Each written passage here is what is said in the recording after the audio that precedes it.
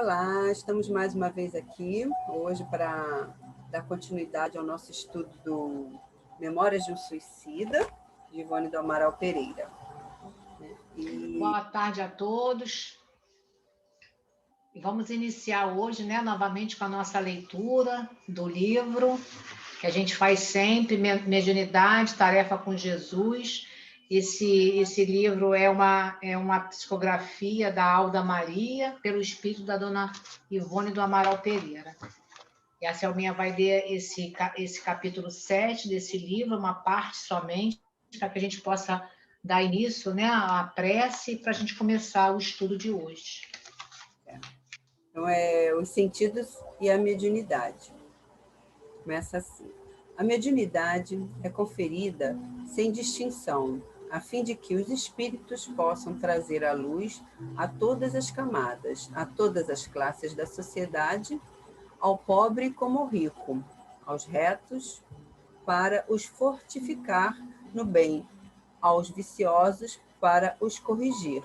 Esse é um texto do Evangelho segundo o Espiritismo, capítulo 24, item 12. Tá?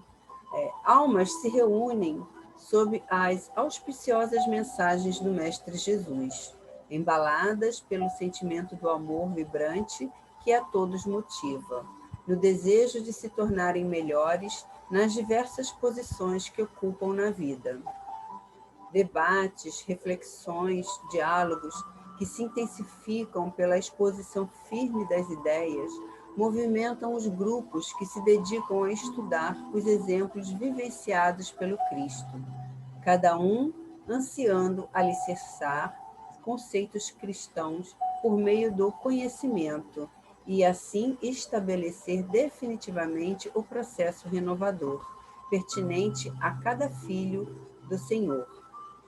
Nesta oportunidade, traçamos em linhas gerais a importância dos sentidos, especialmente por sua função de colocar o indivíduo em contato com o universo que o cerca, numa extensão infinita de possibilidades.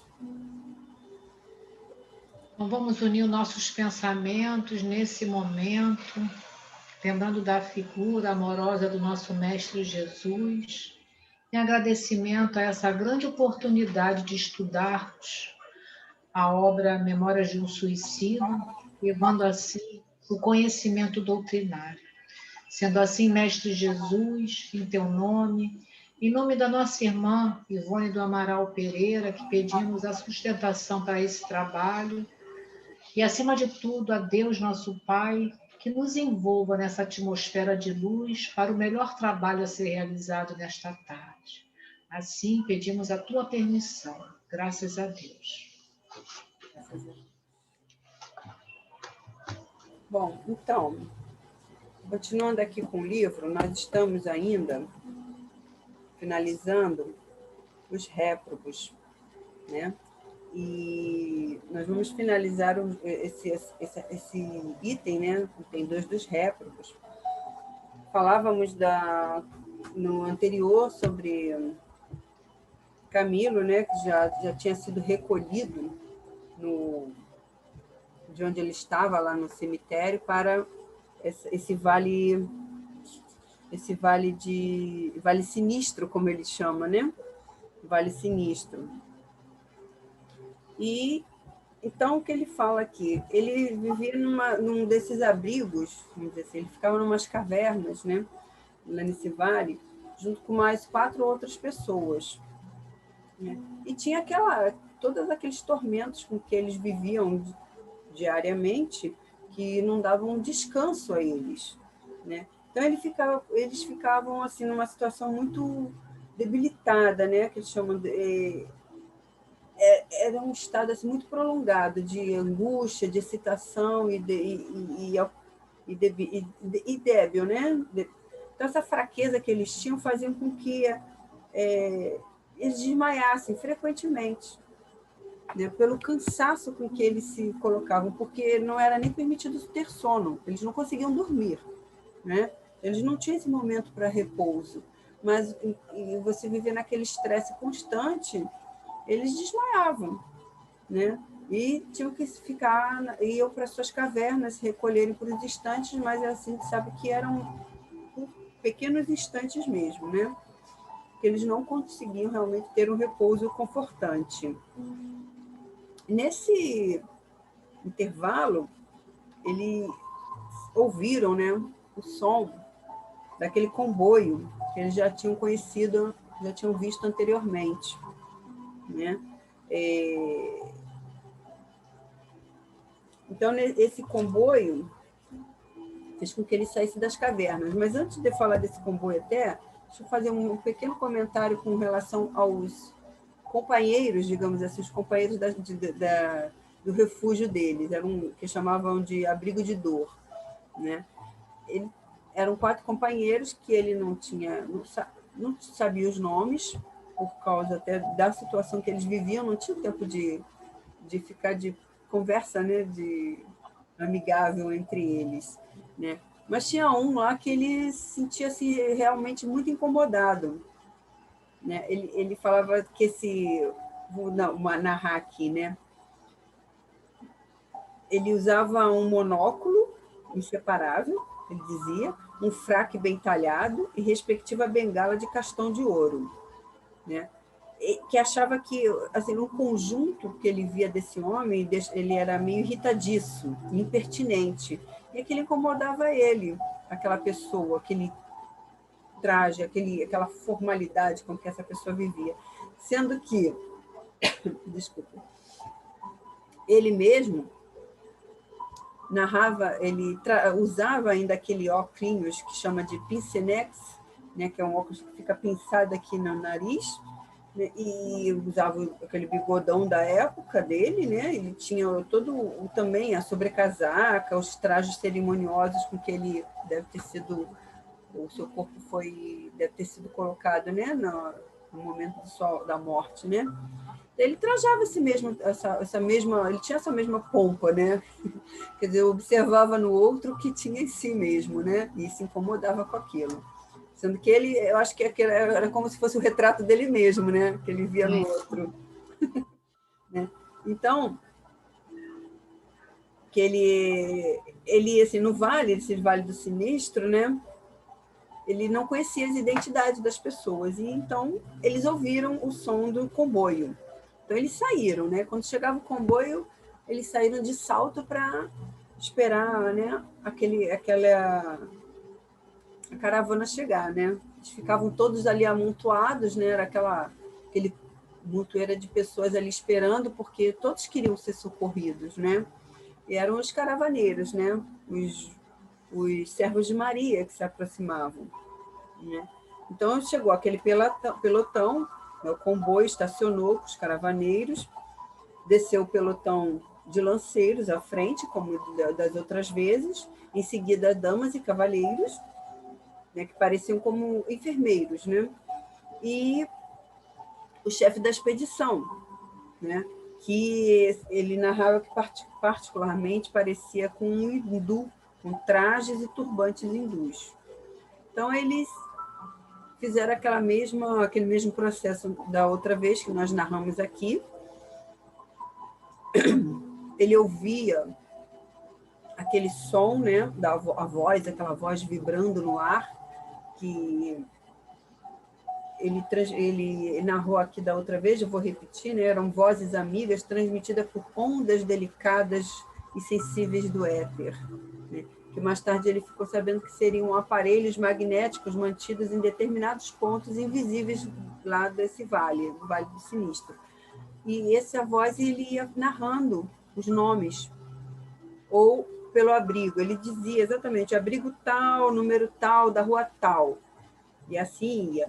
Quando eles não encontravam a pessoa, quando a pessoa não estivesse no abrigo, ele também dava toda a coordenada para que esses homens e mulheres, né, que eram os enfermeiros, fossem até essas pessoas.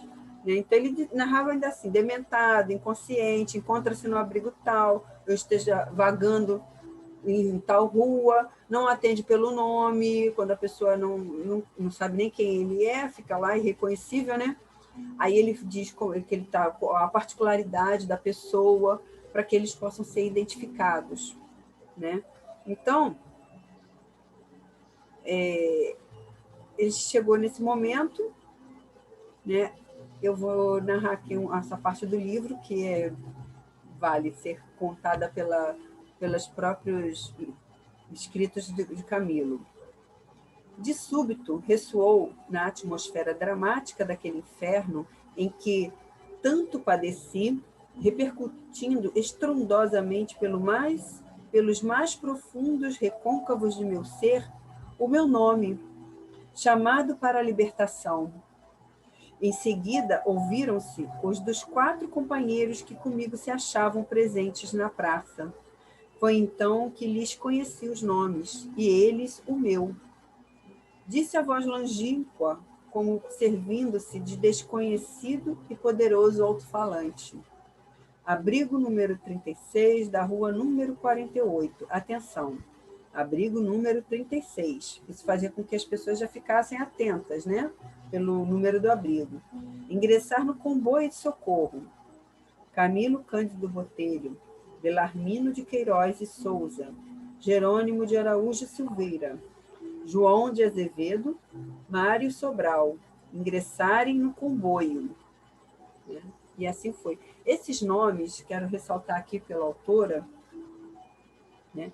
Ela pede humildemente, né, para que perdoe os leitores já perdoem, porque os nomes verdadeiros não foram revelados, e sim apenas esse é um nome fictício, assim como o de Camilo, que mantém a identidade deles em sigilo.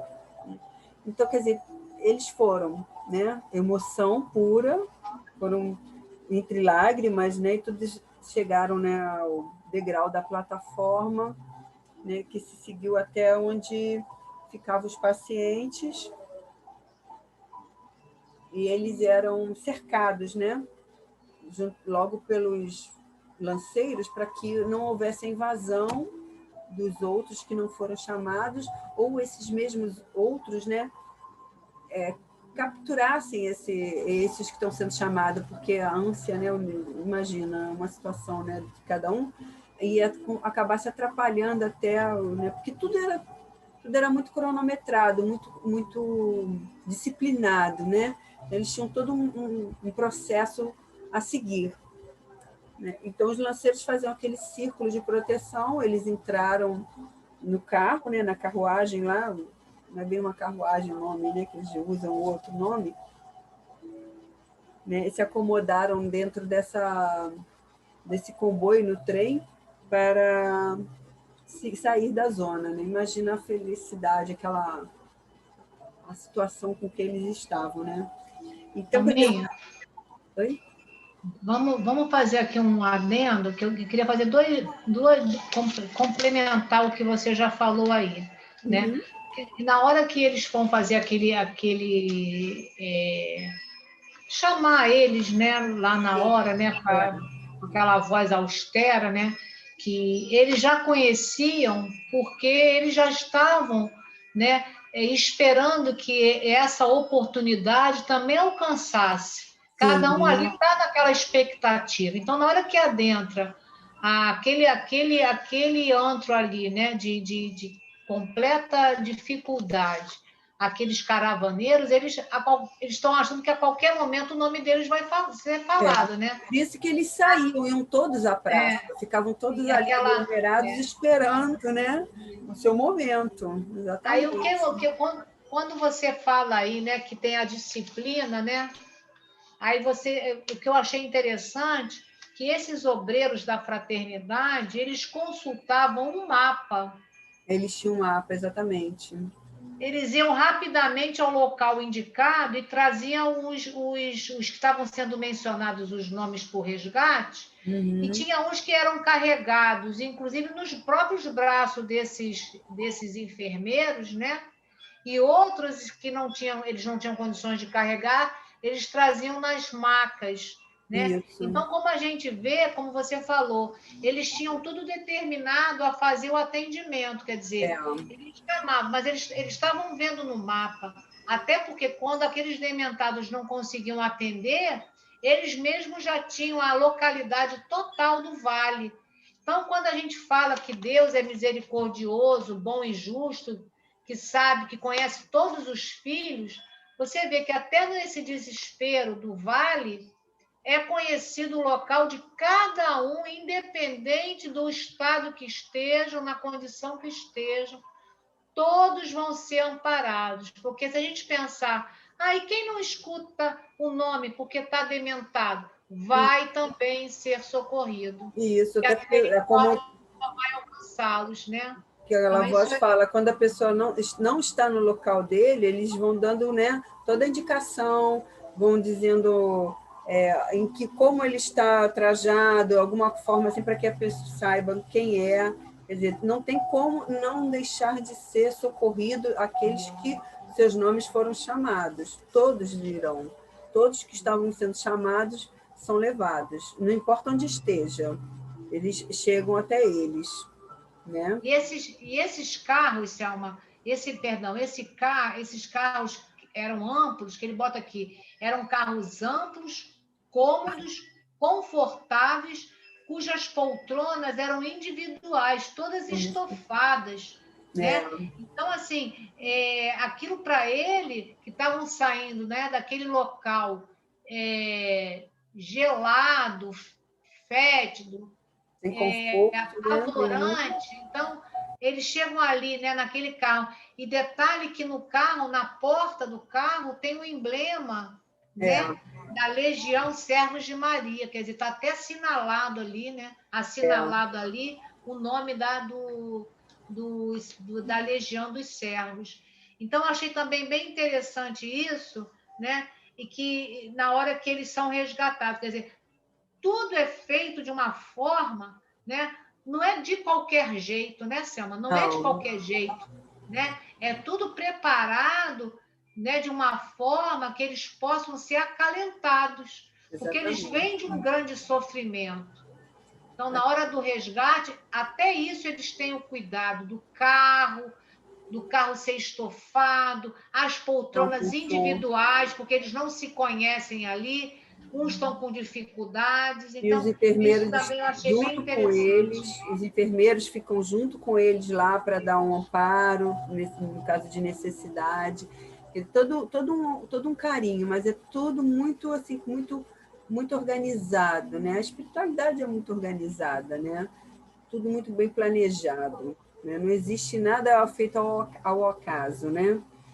Então, Selma, eu quero só ressaltar também aqui no finalzinho, quando eles falam aqui, quer dizer, quando ele fala aqui, né, que eles não contivemos as lágrimas, porém, em ouvindo o ensurdecedor coro de blasfêmias, a grita desesperada e selvagem dos desgraçados que ficavam, por não suficientemente desmaterializados ainda para atingirem camadas invisíveis menos compactas.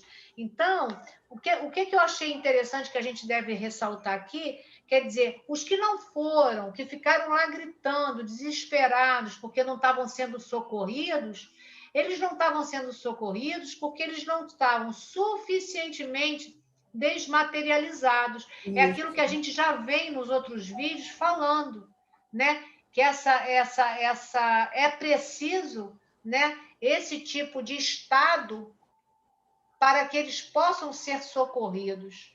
Então, quer dizer, se eles não tiveram o nome lançado ali para o resgate, é porque eles não estavam ainda em condição. Quer dizer, não, nada ali é acaso. Vamos chamar esse, vamos chamar aquele. Tinha condição já de resgate o Camilo. E aqueles companheiros, por um acaso, que estavam no mesmo... Quer dizer, por um acaso não, que estavam lá na caverna com ele. Apesar dele não saber o nome desses companheiros que estavam na caverna ali com ele, né?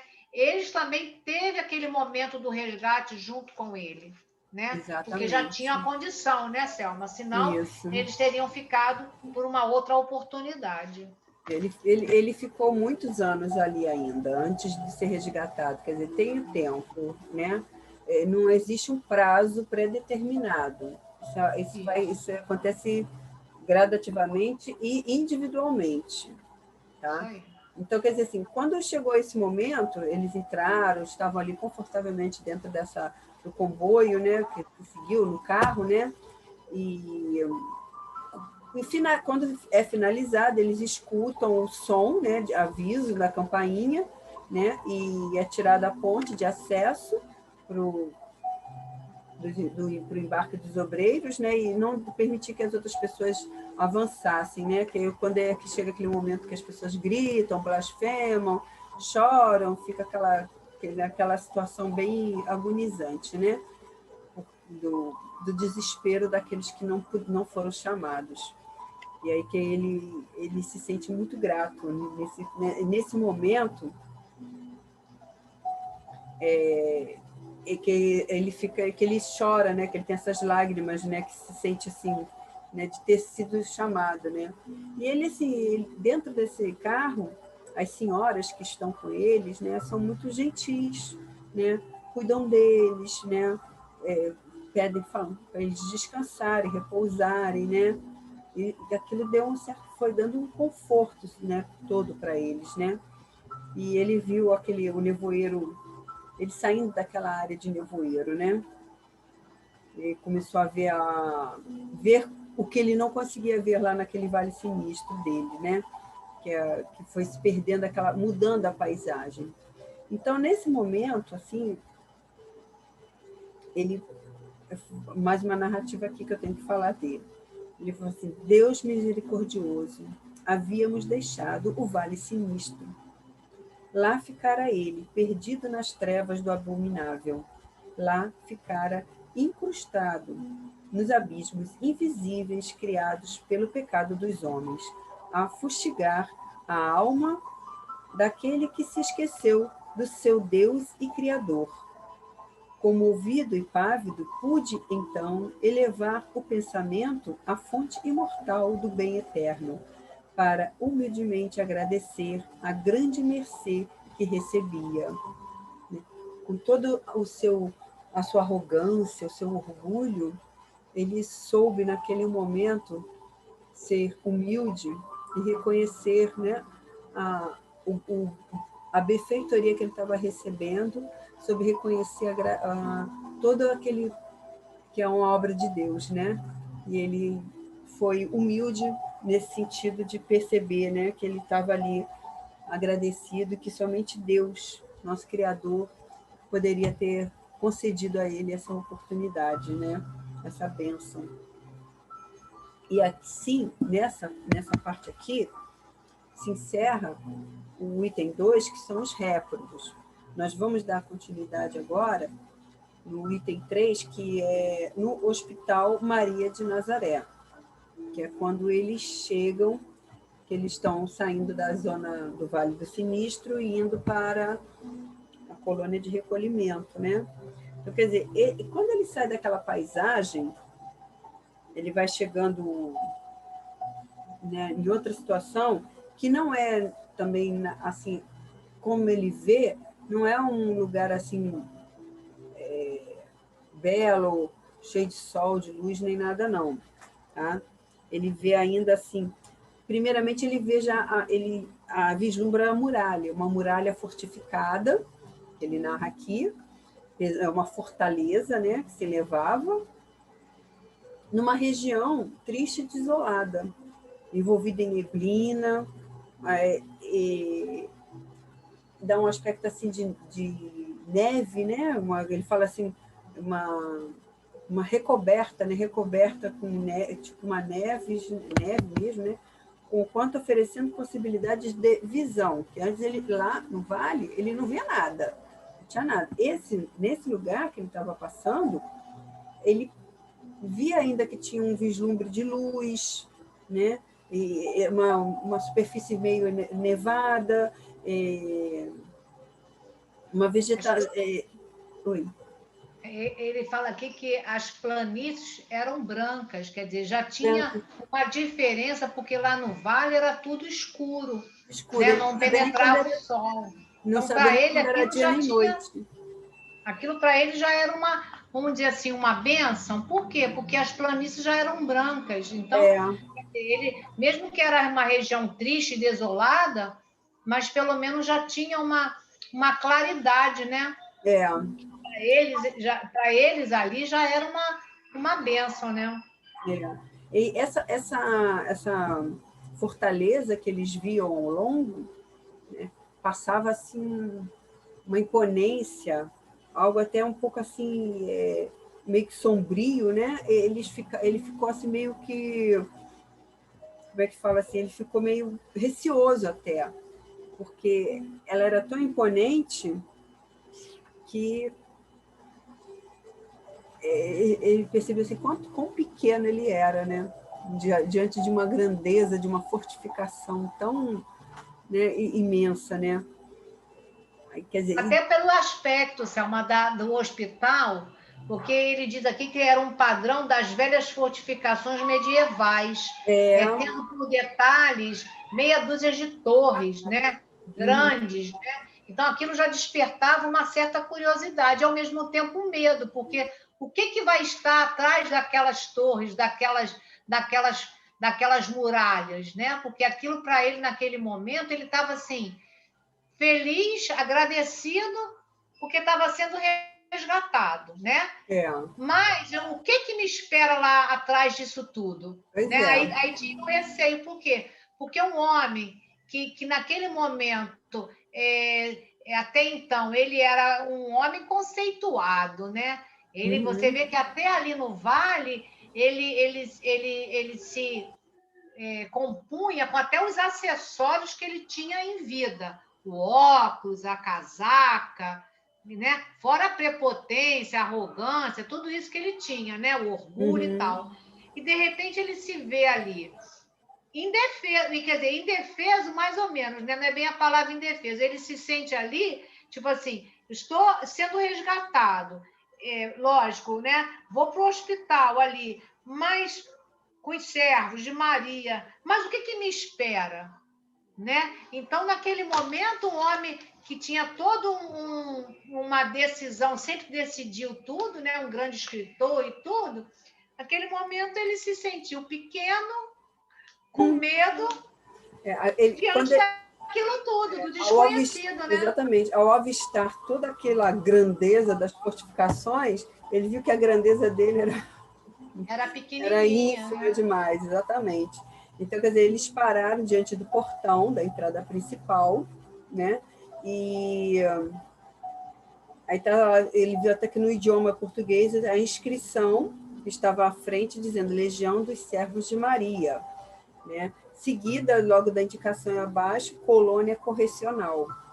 Então, aqui, essa colônia, como muitas outras que nós conhecemos, elas estão situadas nas zonas umbralinas. Por isso que aquela paisagem árida, aquela paisagem, né, muito assim também fria, meio que ele achou assim, né, sem, não conseguia ver Triste, vegetação, triste, uma triste. triste, porque é uma zona umbralina, tá? Uhum. Ele estava numa situação bem pior, claro, que o Vale do Sinistro, né, que é o do Vale dos Suicidas, é uma situação bem, né, não tem assim como realmente dimensionar Traduzir. nada, Mas o umbral é aquilo ali. Todas as colônias de retificadoras, as colônias de correcionais, elas estão dentro dos vales para socorrer realmente esses indivíduos que ficam, esses irmãos, né? Esses espíritos que ficam nessas zonas. Então, quando eles entram, né, passam pelo portão, existe um fosso, né, que abaixa a ponte, eles atravessam esse fosso, né, como os castelos antigos mesmo, né, bem interessante, né. Ele passa por esse fosso para chegar até essa colônia. Né? Então, ele nota que na entrada, lá, já dentro da colônia, tem numerosos assim, militares, né? Eles, igual um regimento de quartel, né? Mas as figuras se assemelhavam muito a soldados egípcios e hindus. Tá? E ele ficou até admirado. E existe a torre de vigia também, né? Então, ele uma coisa assim que ele se questionava, assim, onde seria aquilo ali? Onde ele estaria? Se ele ainda estaria em Portugal? Né? Porque você fica tantos anos num lugar que você não vê luz do sol, não sabe se é dia, se é noite, você sai de um lugar para outro e outro, você já perde até referência, não sabe nem em que lugar eu estou, em que mundo é esse, né? Então ali ele se questionava isso, né? Pensava, né? Onde ele estaria, se aquilo ali também pertencia a Portugal, né? Porque, hein, Selma? Porque aqui, essa dúvida dele, porque assim, ele via que tinha edifícios que tudo no estilo português, Isso. né? Então, por isso que ele ficou, né? Quer dizer, nada ali era para agredir os olhos dele também, né? Quer dizer, ele reconheceu ali também como se fossem os ares de Portugal, né? Quer dizer, era também uma forma ali que a espiritualidade, né? Na hora do resgate, né? Justamente essa colônia fazendo parte ali daquele cenário ali da onde ele foi socorrido, porque ele tirou a vida, né? E ele estava onde, né, Selma? Estava em qual país? Né? Ele estava em Portugal. Então, aquela colônia tem a proximidade dessas regiões também, né? Então, e ali ela trazia ainda uma característica do estilo português clássico. Isso. Né? Ele tinha os Então, ares assim, meio europeus mesmo, até essa neblinazinha, essa névoa, isso, da neve, tudo bem isso. europeu. Porque ele, quando ele entra, ele vê uma cidade muito movimentada, com muitas pessoas, mas sempre com esse véu de neve, né? Que ele percebe lá dentro mesmo, mas já com outro aspecto, né? Isso. Oi? Mas eu achei interessante também uma colocação que ele fez aqui, que ele falou assim: com surpresa verificamos que entrávamos em cidade movimentadíssima, Isso. conquanto recoberta por extensos véus de neve, né, ou cerração pesada. Mas ele viu que ele não sentia aquele frio intenso. E ele sentia isso lá no vale. Mas ali ele já não sentia tanto frio. E ele também se surpreendeu que o sol mostrava-se entre a cerração. Quer dizer, era completamente uma nova vida, uma nova oportunidade se abrindo, né, diante dele e de todos aqueles que tinham sido resgatados. Quer dizer, ele estava entrando estava entrando na colônia, né? E mesmo receoso, porque ele não sabia o que ele ia encontrar ali, era um local já agradável, já não sentia frio, já via o sol, né? Mesmo com a neve, ele já viu o estilo português nas construções. Aquilo foi trazendo para ele um bem-estar. Por isso, aquela gratidão também já sentida na hora do resgate a Deus, e ali também, né, trazendo para ele já um reconforto, né, a esses espíritos tão assim, como a gente pode falar, já muito sofrido, né, durante tanto tempo ali já envolvido naquele vale, né? Exato. Então, achei E bem só o interessante isso sol que estava também. ali, né? Que ele sentia aquele sol que aquecia um pouco o corpo e que trazia luz, que eles não tinham isso, né? A luz que ele Exatamente. pudesse até ver o que tinha ao seu redor, a luminosidade, né? Coisa que faltava muito lá, né? Então, então ele via assim, edifícios públicos, com seus ministérios, departamentos, casas residenciais branquinhas, todas graciosas, né? Artísticas, né? Tudo isso. A, a laqueada, ele fala que elas se estendiam laqueadas de branco como que asfaltadas de neve, né? Fica imaginando, né? Você sair de uma escuridão e agora ver tudo clarinho, tudo branquinho, né? Então, quer dizer, o comboio parou à frente de daqueles edifícios e eles foram convidados a descer, né? E aí tinha lá, eles pararam exatamente no Departamento de Vigilância, Seção de Reconhecimento e Matrícula. Agora eles iam para o Departamento de Matrícula, assim, reconhecimento e matrícula. Esse departamento, né, deixa eu comentar até isso aqui. Daquele momento em diante, estaríamos sob a tutela direta de uma das mais importantes agremiações pertencentes à legião chefiada pelo grande espírito Maria de Nazaré. Aí foi que ele caiu em si, que ele ali estaria, né? Aí ele ainda acrescenta aqui, ser angélico e sublime, que na terra mereceu a missão honrosa de seguir com solicitudes maternais aquele que foi o Redentor dos homens. Eles foram conduzidos a um pátio extenso, deixaram a identidade terrena, bem assim as razões que os induziram ao suicídio para trás, né? Então, o que acontecia? Eles tinham como se fosse uma fila, né? Porque eles tinham lá que se cadastrar, responder perguntas.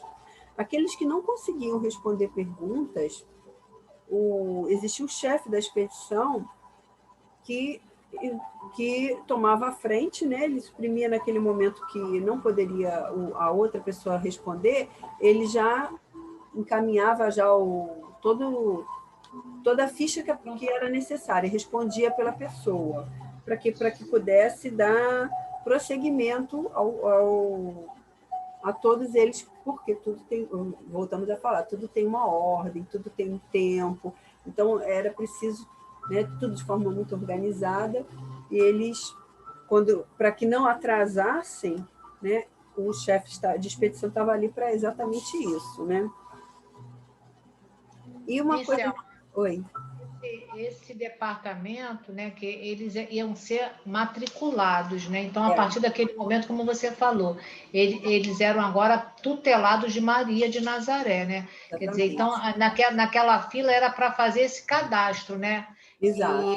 E chefe, aí, se eles não tivessem condição de responder, esse chefe que conduzia essa fila é que faria esse protocolo inicial ali para fazer essa matrícula, né, dos que estão internos ali naquele momento, né? Interessante também, vale ressaltar aqui, que ele notou que assim, as respostas dos pacientes eram gravadas, tipo em discos, ele fala assim, em discos singulares, né? Uma espécie de álbuns animados de cenas e movimentos, graças ao concurso de aparelhamento magnéticos especiais, né?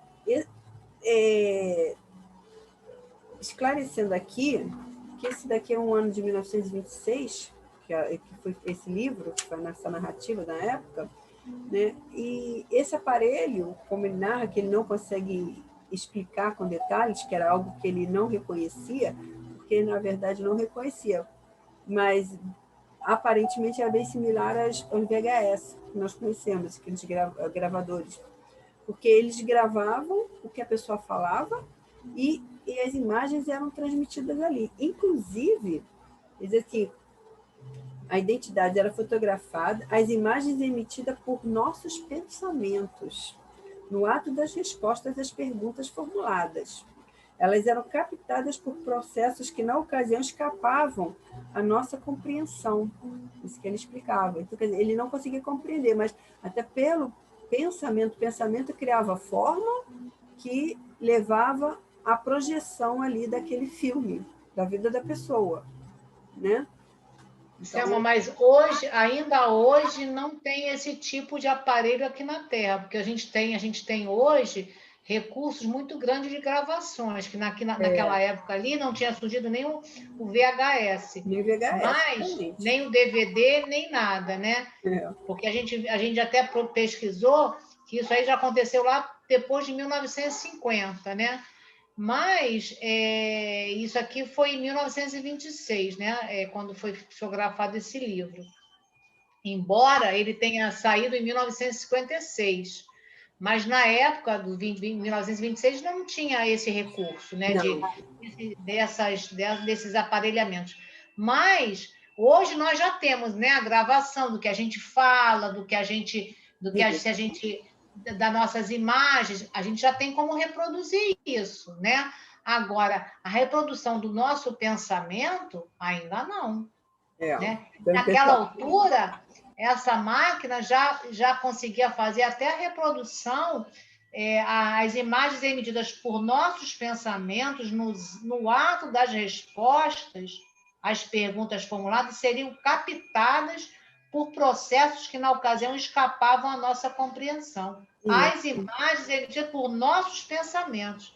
Então, a gente ainda não tem como captar a imagem dos nossos pensamentos. Eu acredito, até porque a gente acho que não tem nem condição ainda para isso, né, Selma? Porque imagina se a gente não tem controle dos nossos atos, imagina dos nossos pensamentos, se eles pudessem ser reproduzidos. É meio perigoso, vamos dizer até. Né? Então, fica isso aí quando eles chegavam nesse departamento de vigilância, foi feita uma separação de homens e mulheres. Então, as mulheres não estavam mais junto deles, porque isso era o regulamento da colônia. Elas iam para um lugar e os homens para outro lugar, mesmo sendo parentes. Tá? Existia essa separação. O elemento feminino ficava no departamento feminino. Tá? Então, aqui, depois de um certo tempo, eles deixam esse departamento de vigilância, né? E eles vão para um outro departamento, que é o departamento hospitalar. Nesse departamento hospitalar, existe... Mas antes deles irem para esse departamento hospitalar, você vê que eles vão para um outro tipo de transporte, porque para a gente aqui mostra que existia uma distância muito grande lá dentro dessa colônia, de departamento para departamento. Também é bom a gente pontuar, porque assim, para ver como era um local grandioso também, né? Porque eles estavam no departamento ali da vigilância, eles estavam fazendo aquele cadastro ali inicial, que naquele momento eles seriam os tutelados já de Maria. Mas depois eles teriam que ir realmente para o departamento hospitalar, já que eles estavam todos doentes, né? Então, que você vê num outro tipo de carro, né? Aí eles foram num outro que parecia um trenó. Né? Eram trenós puxados por cavalos de raça, né? Que eram os normandos, que eles chamam, né? E confortáveis, leves, né? Sempre eles eram muito bem, assim, você vê que os espíritos amigos tratam muito bem nós aqui, espíritos tão devedores, tão inferiores, né? Quando eu falo que eles são muito amorosos, sempre olham a gente com amor, como crianças ainda fazendo atos errados, né? E é verdade, né? Porque a gente poderia julgar, poxa, não suicida, né? Fez aí, agora está pagando. Mas em nenhum momento eles são julgados ali. Né? Pelo contrário, eles são recolhidos e são muito bem tratados. Então, eles vão nesses trenós, puxados por cavalos, até outro departamento, né? Que é o departamento hospitalar, que diante deles tem assim, à direita o manicômio, à esquerda o isolamento. Só que eles foram dirigidos ao centro, eles não foram nem para a direita nem para a esquerda, eles foram para o centro, no qual se lia um subtítulo da Hospital Maria de Nazaré, que é realmente que é o capítulo que nós estamos agora falando. Então, eles foram para esse hospital. Não é, Julieta? Isso. Você pode falar um pouquinho sobre o hospital? Esse hospital, a princípio, o Camilo, ele descreve ele como sem graça, né? Por que sem graça? Porque era assim, tudo muito branco. Monótono. Né? Então, mas o que acontece? Mas isso, ao mesmo tempo, deu para ele um certo grau de esperança, né? Porque ele fala assim, graças à inalterável brancura, aparecia como suprema esperança de redenção. Quer dizer, aquilo dava para ele uma esperança, né? Para ele e para todos que estavam assim, né? E o Hospital Maria de Nazaré, né? Ou também, como eles intitulam aqui, Hospital Matriz, não se rodeava de qualquer barreira, apenas árvores frondosas, tabuleiros de açucenas e rosas teciam-lhe a graciosa muralha. Então, porque nesse meio onde estava localizado, né, que ele não foi à direita nem à esquerda, eles foram para o meio, estava o hospital. Esse hospital era todo gracioso, rodeado, né, de árvores frondosas, rosas, que faziam essa muralha, quer dizer, era já um aspecto aconchegante para aquele olhar ali entristecido, né? Porque ele não tinha nada disso no vale, né? Então ali ele já começava a ver um colorido, né? Das rosas, das árvores, né? Exato. E ele também percebeu, né? Quando estava entrando nesse hospital, ele viu que tinha um grupo de enfermeiros, todos eles atenciosos, como você fala aí, né? Que os servos de Maria estão ali cumprindo um trabalho para o Cristo, para Maria, sem julgamento, né? E o que eles trazem? Eles trazem, né, a atenção, o cuidado, o carinho, né, para com aqueles irmãos que estão no momento ali, né, numa condição ainda muito complicada. Então ele fala, grupo de enfermeiros atenciosos, todos homens, chefiados por 2 jovens trajados à indiana. Quando ele fala todos homens, por quê? Porque quando você disse que eles foram separados, né, por homens e mulheres, então ali eles estavam adentrando naquele hospital, naquela parte, que era só para atendimento a homens, masculino, né? Porque as mulheres foram para o departamento feminino, como já tem já específico para elas. Exatamente. Então, foram dois rapazes que atenderam eles ali na entrada, né? Eles eram trajados à indiana e o nome deles era Romeu e Alceste, né? Eu acredito que mais à frente a gente vai repetir esses nomes, né? Então, aqui eles estão a entender que tinham 2 rapazes que atendiam por esse nome. Então, quando eles entraram, né, nesse local, né, eles eram separados de 10 em 10. Né? Então, esses rapazes foram fazendo a separação. 10 vão para a direita, 10 vão para a esquerda. Né? Aí a gente aqui fica pensando, né? Ele está contando uma história onde ele vai revelar mais 4 nomes além do dele. Mas aqui denota já uma quantidade de gente que tinha sido socorrida. Né?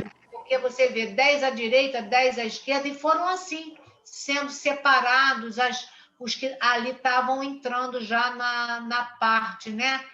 E desse dormitório. E esse dormitório continha os leitos, e novamente ele se depara com os leitos todos alvíssimos e confortáveis. Eram amplos salões, né? E eles forneceram caridosamente banho, vestuário hospitalar, né? Agora, é interessante, né? Vestuário hospitalar. Naquele momento, aquelas vestes que eles traziam, simbolizando a terra, também já não fazia mais parte do contexto do hospital.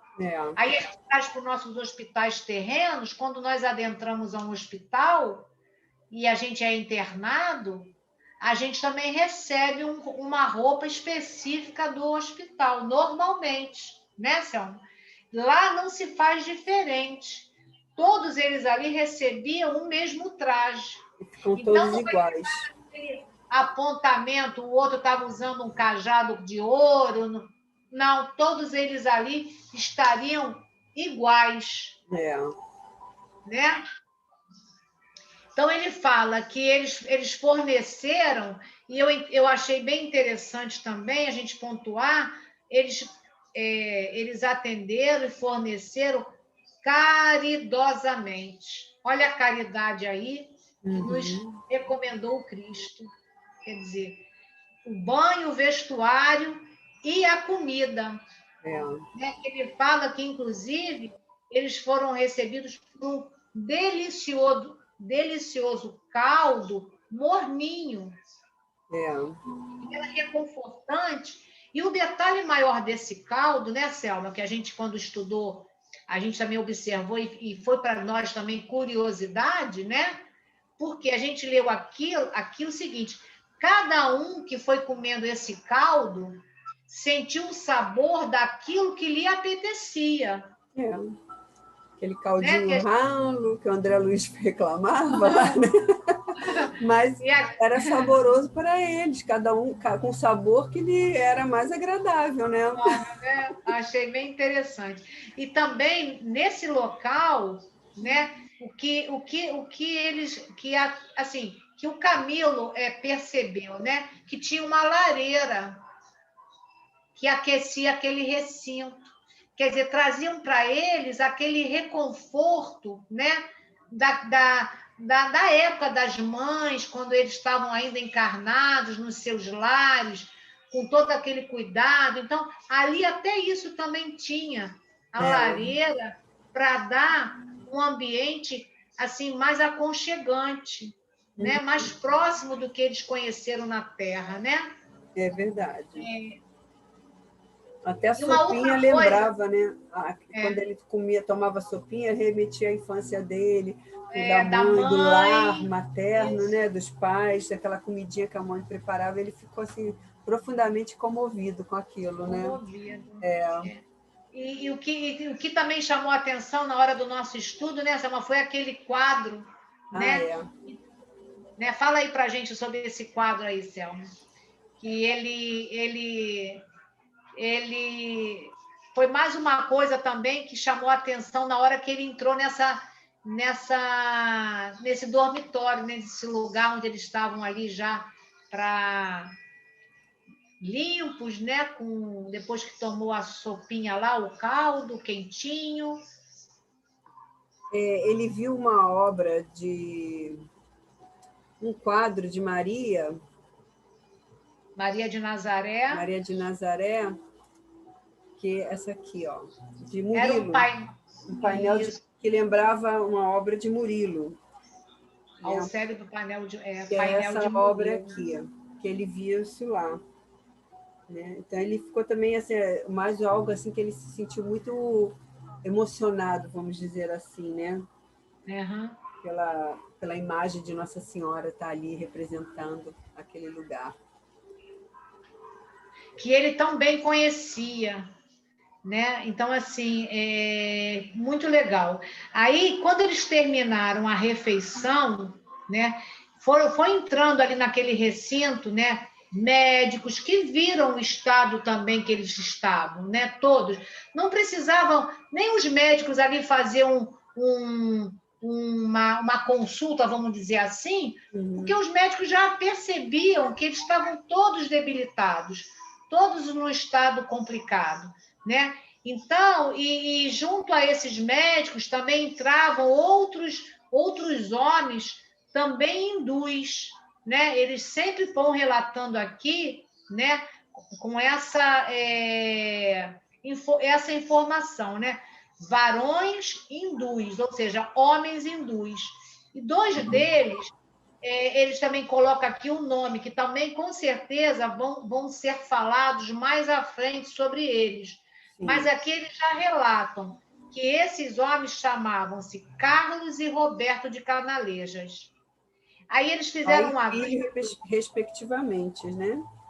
Que eram pai e filho, né? E quando eles estiveram encarnados aqui na Terra, eles tinham sido médicos espanhóis, ou seja, Carlos e Roberto de Canalejas eram pai e filho, e quando estiveram na Terra, foram médicos espanhóis. Então, a gente vai guardar essas informações, porque tudo isso aqui, lá na frente, vai ter outros desdobramentos. Então, eles É, estão fazendo essas narrativas do nome dos rapazes que atenderam ele na porta, que eram os enfermeiros, Romeu e Alceste. Aqui já fala do Roberto e do Carlos. que são os responsáveis pela enfermaria. Pela enfermaria. Né? Quer dizer, então eles serão figuras mais recorrentes, né? Isso. E aqui também, Selma, eles falam, quer dizer, o Camilo narra também que eles estavam muito cansados. Então, esses hindus iam se aproximando dos leitos, né? Arrumando os travesseiros de cada um, cobrindo eles com as cobertas e colocando a mão sobre a cabeça de cada um. Sim. Nesse momento, Selma, eles dormiam um sono, né? Uma sonolência pesada ia tomando conta deles, né? Nós achamos também bem interessante a gente fazer esse comentário, né? Porque na hora que eles colocaram, né, a mão delicada, né, e níveis na cabeça deles, né, eles dormiram ali, né, um sono assim, eles foram vencidos por um sono, né, pesado. Assim, no meu entendimento, isso também é o passe, né? Aquela, né? Essa vibração desses espíritos, né? Numa condição já de caridosamente ajudá-los também. Por quê? Porque eles viviam no vale atormentados e não tendo condição nem para o descanso, como você falou, do sono reparador, né? Então, naquele momento, eles dormem aquele sono profundo. E quando ele desperta, ele coloca aqui uma frase que eu vou fazer aqui a leitura, que ele fala assim: ao despertar, depois de sono profundo e reparador, afigurou-se-me ter dormido longas horas e de algum modo senti que o raciocínio se me aclarava. Porque lá no vale eles estavam confusos, né? Então, e aí ele teve uma maior possibilidade de entendimento e compreensão. Eu achei bem interessante isso, desse entendimento, dessa compreensão das circunstâncias. Porque aí ele fala aqui que esse reconforto mental, né, fez com que ele pudesse examinar com maior dose de senso e serenidade a profundeza da falta que contra mim mesmo cometera. Então, naquele momento, ele tem a dose de senso e serenidade para ele conseguir ter o raciocínio claro depois daquele sono reparador também. E aí ele tem a profundeza, né, da falta que ele cometeu contra ele mesmo. Né? Isso aqui para a gente fica como assim, que Deus dá a cada um de nós a condição da gente ter um momento, né, que a gente vai cair em si. Né? Nada é imposto. Né? Não adianta você achar que o outro faz isso ou aquilo e que já não deveria fazer. Como nós temos já hoje irmãos que ainda estão nos erros, né, maiores, mas que a gente já consegue nós termos essa consciência, mas o outro não tem. E Deus não vai, como se diz, violentar ninguém, certo? Então, naquele momento, foi quando ele caiu em si e viu a dificuldade que ele se encontrava com mais clareza diante do quê? Dos próprios erros cometidos, do que ele tinha feito para ele mesmo, né? E agora a gente encerra, né, esse estudo de hoje, Selma, deixando aí as cenas do próximo capítulo, como eu fiz semana passada, né?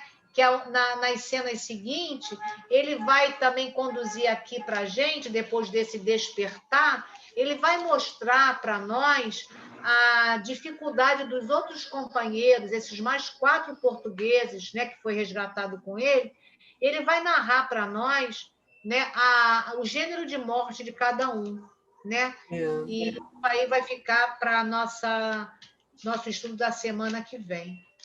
Perfeito. Então, gente, como nós lemos hoje sobre a caridade, né? Por caridade que esses servos de Maria têm para com todos eles ali, caridosamente levando a roupa, né? Para o banho, o caldinho, né? Morninho para que eles possam, né? se alimentar. Nós aqui encerramos sempre o estudo com uma prece dirigida a Maria, né, como o Camilo nos fez ver através desse livro, que a prece chega como um consolo a todos esses irmãos que, de uma forma, tiraram a vida física, achando que se livrariam dos seus problemas. Então, vamos agora, Selma, depois da prece, você encerra com a nossa oração final. Vamos elevar os nossos pensamentos à nossa Mãe Maria Santíssima, a Jesus, nosso Mestre, e a Deus, nosso Pai, que pela misericórdia possa socorrer todos esses irmãos que se encontram no Vale dos Suicidas, sem recriminação, com certeza, mas com muita luz para que todos possam receber neste momento a ajuda espiritual para seus espíritos conturbados, infelizes, em sofrimento, mas que a luz do Cristo, a luz desse coração amoroso da Virgem Maria e, acima de tudo, de Deus, nosso Pai, que eles possam ter nesses instantes das preces o reconforto, a paz e a tua misericórdia. Que assim possa ser, graças a Deus. Graças a Deus. Graças a Deus. E que o nosso Pai, amoroso e bom, conceda-nos uma semana de paz e tranquilidade, que as falanges trabalhadoras estejam sempre no nosso auxílio, nos proteger de todas as diversidades que possam ocorrer. Que o nosso estudo sempre possa ser amparado, continuar sendo amparado por esses falangeiros do bem. E assim pedimos permissão para encerrar o estudo de hoje, dando graças a Deus. Obrigada por mais esse dia. Obrigada. Fica com Deus. Obrigado também o apoio espiritual da Dona Ivone Pereira. Amém.